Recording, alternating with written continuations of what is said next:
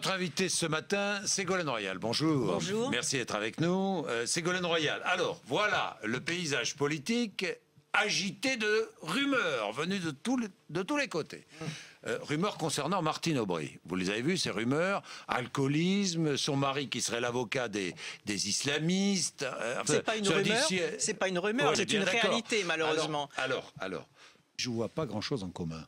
Je ne me compare pas aux autres. Vous dans ne la me ferez normalité, pas, dans la normalité. Vous ne me ferez pas dire du mal des autres. Non, moi je ne vous fais pas dire, je veux pas. Aujourd'hui, le groupe socialiste, il est brisé, il est cassé. Non seulement il n'y a plus de progression, mais il y a une dégradation.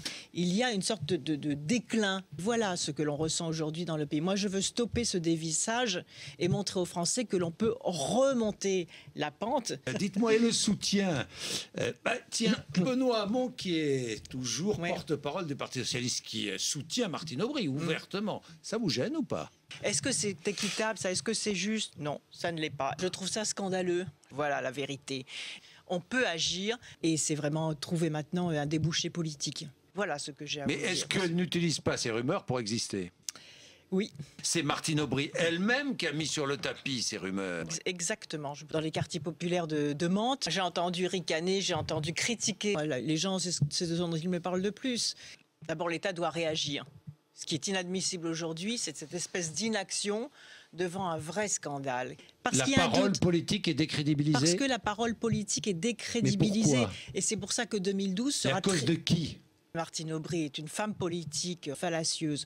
Les Français ne se feront pas prendre parce qu'il y a un vrai désenchantement et que certains retraités, comme je le vois tous les jours, s'angoissent et que ceux-ci sont angoissés et n'arrivent même plus à aider leurs petits-enfants.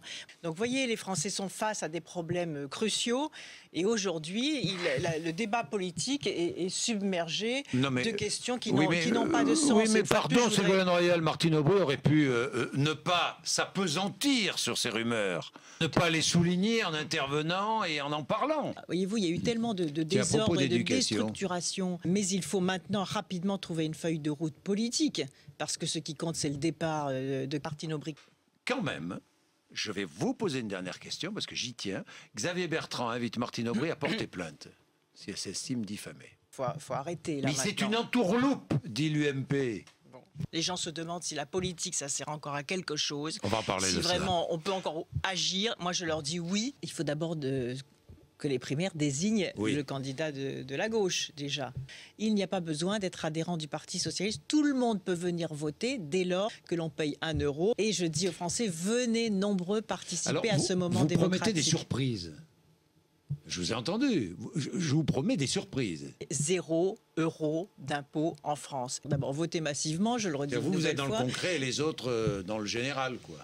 C'est l'apaisement, c'est la protection contre toutes les formes d'exaction. Parce qu'au PS, on est capable aussi de confisquer le vote du peuple français. Je faisais plutôt allusion à ce que vous évoquiez tout à l'heure. D'accord, non, mais au PS aussi, non? Au PS aussi, ça peut arriver. Ça peut arriver. Ça a pu arriver. Bon, d'accord. Alors, ce matin, j'avais en ligne Christian Estrosi, ancien ministre de l'Industrie, qui faisait une proposition. Il disait il faut limiter la marge des grands distributeurs à 20% sur les produits de première nécessité.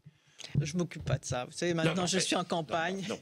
Je me déplace ça vous gêne beaucoup. Je ne m'occupe pas de cela. Alors, le prix de l'essence, Ségolène Royal.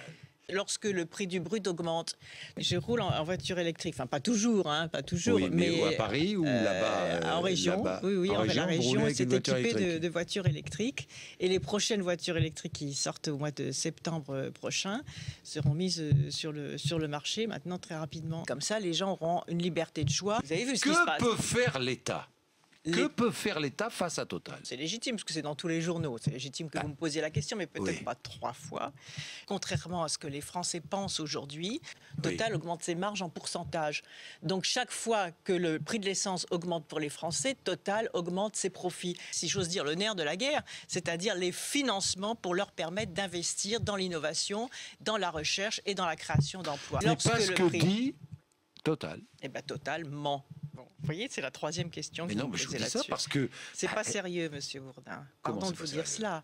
Voilà, je vous ai dit ce que j'avais à dire. Le raccourcissement des vacances d'été, vous y êtes favorable? Je ne m'occupe pas de cela. Revenons au sujet de fond, Monsieur Bourdin. Il y en a. Ça ne vous gêne pas, vous en moquez, quoi. c'est pas une Non, préoccupation. c'est pas une préoccupation. Non. Non. C'est sûr.